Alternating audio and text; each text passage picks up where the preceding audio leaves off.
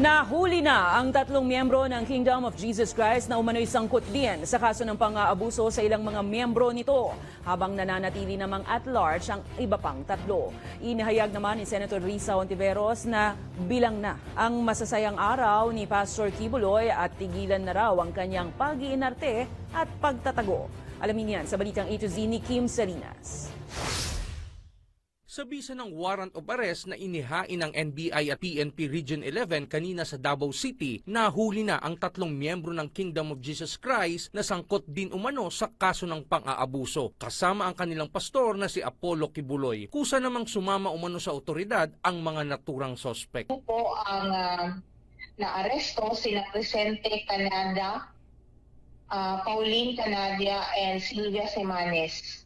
And then while the 3 others, Apollo Kibuloy, Jacqueline Roy, and Ingrid Canada ay at large pa rin po. Gayunpaman, agad namang pinoproseso ng abogado ng mga nahuling sospek ang kanilang piyansa nang sa gayon ay pansamantalang makalaya ang mga ito. Nag-set umano kasi ang korte ng bail bond sa kanilang warrant of arrest kina Pastor Apollo Kibuloy at 5 iba pa.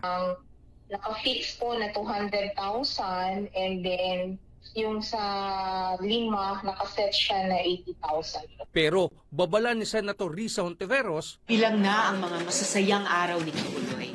Halos lahat na ng mga institusyon sa Pilipinas ay gumagalaw upang mapanagot siya. The PNP in Davao previously expressed its willingness to work with other law enforcement agencies in arresting the Kingdom of Jesus Christ leader. Tiwala ako na matutupad ito at mahuhuli si Kibuloy. tiniyak ng senadora na inaasahan niya itong mapapapunta sa anumang pagdinig sakaling mahuli na ang pastor. Pinapanawagan ko din kay Kibuloy na huwag nang mag-inarte.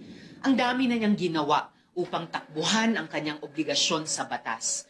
He should just cooperate and properly answer the accusations hurled against him. Hindi dapat siya umano nagtatago kung alam ni Kibuloy sa sarili niya na malinis siya at walang bahid ng kasalanan. Pinasalamatan naman ni Hontiveros ang lahat ng naging biktima ng pang-aabuso ni Kibuloy dahil sa tapang nila at paglaban sa kabila ng pananakot at anumang panghuhusga. Aniya, makakamit din ng mga biktima ang katarungan sa lalong madaling panahon. Para sa Balitang A to Z, Kim Salinas.